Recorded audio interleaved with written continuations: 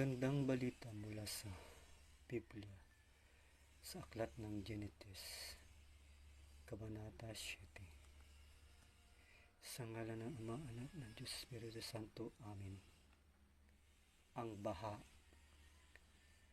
Sinabi ni Yahweh kay Noe, pumasok kayong mag-anak sa daong. Sa lahat ng tao, ikaw lamang ang karapat-dapat sa akin. Magdala ka ng 7 paris sa bawat hayop na malinis, at 1 paris naman sa di malinis. 7 paris din sa bawat uri ng ibon ang iyong dadalhin. Gawin mo ito upang ang bawat uri ng ibon at hayop ay may ligtas. Sa gayon, darami muli ang mga ito. Pagkaraan ng 1 linggo, pauulanin ko ng 40 araw at 40 gabi upang lipulin ang lahat ng aking nilikha sa daigdig. At ginawa nga ni Noe ang bawat inuutos ni Yahweh. Si Noe ay 600 taon na nang bumaha sa daigdig. Pumasok nga siya sa daong kasama ang kanyang asawa, mga anak at manugang upang maligtas sa baha. Sa bawat uri ng hayop, malinis o hindi, at sa bawat uri ng ibon at maliliit na hayop, ay nagsama siya sa daong ayon sa utos ng Diyos.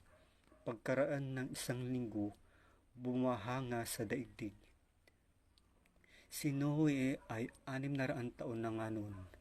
Noong 17 araw at 2 buwan, nabuksan ang lahat ng bukal. Nabutas ang langit at bumuhos ang ulan sa loob ng 40 araw at 40 gabi. Pumasok noon sa daong ang mag-asawang Noe kasama ang kanilang 3 anak na lalaki, si Sem, Cam at Japet, at ang kanilang asawa. Pinapasok din niya ang bawat uri ng hayop, mailap at maamo, lumalakad at gumagapang sa lupa. At sa bawat uri ng ibon, ang 1 lalaki at 1 babae na bawat may buhay ang isinama ni Noe, ayon sa utos ng Diyos. Pagkatapos isinara ni Yahweh ang pinto ng daong,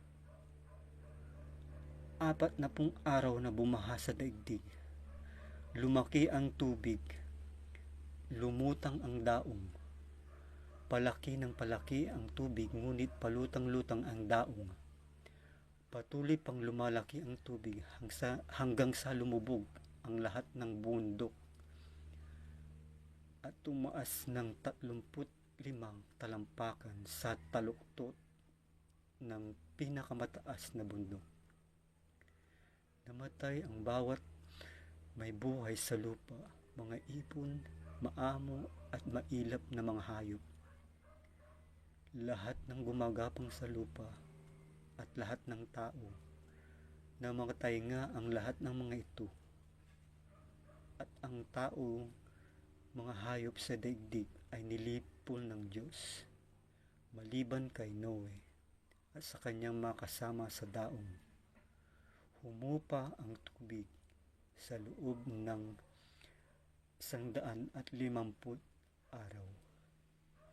Ito ang magandang balita mula sa Biblia, sa aklat ng Genesis, Kabanata 7. Sa ngalan ng Ama, Anak, Diyos, Espiritu Santo. Amen.